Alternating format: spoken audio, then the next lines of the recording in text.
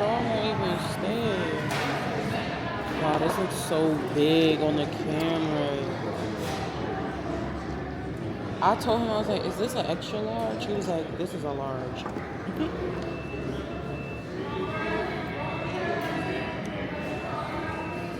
Fanta, orange Fanta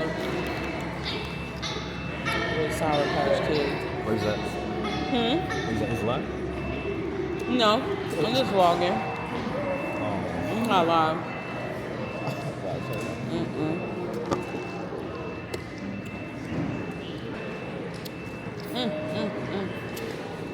Oh, and I got a piece of tape for my poster. Fire.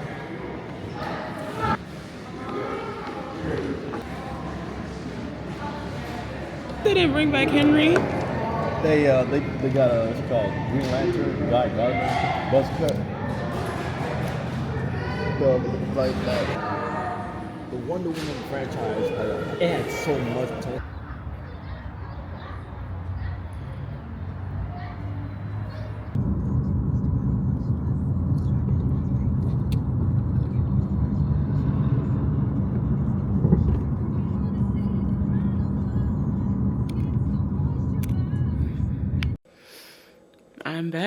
I'm back home. It's literally 8 o'clock, bro. Like, when I say my whole day is gone now because there was a mishap at the theater and I was trying not to get annoyed because, girl, like, why are you getting upset at an older person who didn't, like, this wasn't their fault. Like, I got there 4 minutes before the movie was supposed to start because I went to the 4 o'clock. And it's so funny because right before I left, I was like, I should probably just go to the 5 o'clock one. And there's people in front of me or whatever. And he's telling the person giving the tickets was like, oh, we don't have the 4 o'clock. And I was like, I didn't hear that.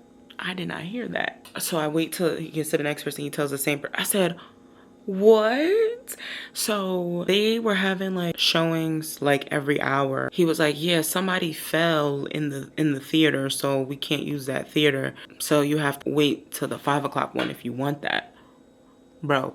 And mind you, when I got there were people like sitting down because they have like chairs, like tables there. They only have 3. And I'm like, I'm guessing they're waiting to see the movie, and they probably got told that as well, that they couldn't go in, blah blah. It dawned on me later because when we were let in at 4:40 that people had already bought 4 o'clock tickets, so they were supposed to restart the 4 o'clock one in that theater, but I guess they never did. So the 4 o'clock people had to come in with the 5 o'clock. And I was like, thankfully it's like a holiday. It's still kind of early. People are just getting out of work if they have to go to work, because that could have been packed. Like, that theater could have probably been packed if this was like a normal day. You know what I mean? So anyway, a lady fell in the theater. They had to like call the ambulance. Mind you, when I pulled up, an ambulance was out there, and he was like, yeah, you see the ambulance, da, da, da. I was like, oh, okay. So then we're sitting there, whatever.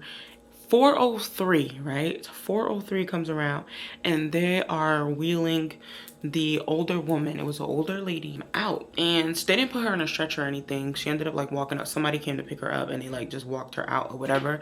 I had sat at a table because there was no tables left, but this girl was sitting there, and she was the only one, and it was 4 chairs. So I was like, I'm gonna sit. And then another guy did the same thing and sat with us. So we was just like complaining and chatting. But then when they wheeled her out, we were like, so can we go now? Like, can y'all start it? Because honestly, bro, that like took my whole day, because if it would have started at 4, the movie is only 2 hours and 17 minutes. We could have been out of there by 6:15, and I would have been home at 6:45, 7, not 8 o'clock. So I just sat down, got me a orange Fanta, which I didn't finish. It's here. Yeah, it was too much soda. And then I had some Sour Patch Kids. Let's get into the movie, okay? The movie was amazing. I knew it was like a scary movie, like going into it. I knew it was gonna be like a horror movie. I didn't know it was gonna be this gross. I didn't know. I didn't know. I did not know that it was going to be body horror. I didn't know it was going to be a bunch of monsters. Yeah, scary monsters and bright sprites worth the Skrillex. Yeah.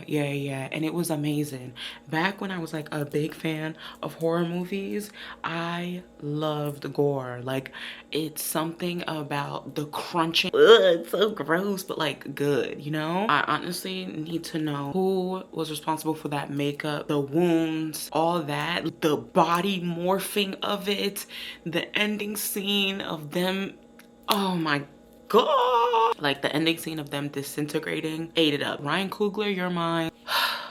For him to come up with this concept, the people who are the vampires, right? They are a demographic. They are a certain demographic. The woman who let them in, right? That speaks to a whole other thing, because immediately I was just like, there goes our allies. You know what I mean? Like, even in the time that we're living in, it just has shown us time and time again that they are not for us. They see us having a good time and they want to come ruin it.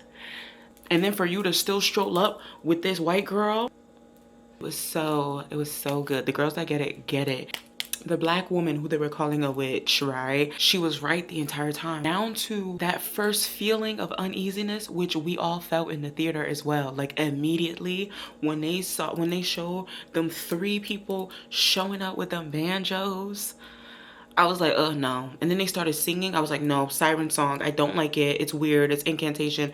I don't know who their ancestors are, but they're not good. I don't want to hear it. She immediately, and I was like, y'all didn't listen to black women. We keep telling y'all to listen. And she was the only one right the whole time. Granted, we have a lot of good allies, but at the end of the day, a lot of them do show us that when push come to shove, they're going to choose themselves and separate. Separate, because she only thought about her kids, right? She only thought about her family. Mind you, your husband is already gone. And then when you let them in, you didn't even think, hey, there's a whole bunch of other people that have families here that they want to go to. There's literally no way that us 6 people are going to be able to take on a whole club full of vampires. You didn't think about that. You didn't think about that. You chose yourself, right? When in actuality, you could have just left. You could have just left and gone out there to fight them, right? On your own, without putting us into jeopardy, right? You could have just did that, but no. And then what happens? 2 seconds in, you're dead. So your daughter is still by herself. Oh, there's just so many little things that was just so nuanced that you're like, oh my gosh, since the beginning of time, it was sickening. But it was so good. It was so artistic, like intertwining this story, these different topics. I was so like, wow.